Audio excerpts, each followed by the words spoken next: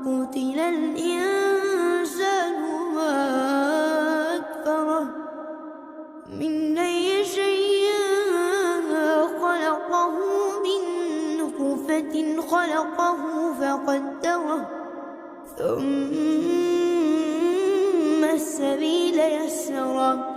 ثم أماته فأقبره ثم إذا شاء أنشره كلا لما يقض ما أمره فلينظر الإنسان إلى طعامه أنا صببنا الماء صبا ثم شققنا الأرض شقا فأنبتنا فيها حبا وعنبا وقدبا وزيتونا ونخلا وحدائق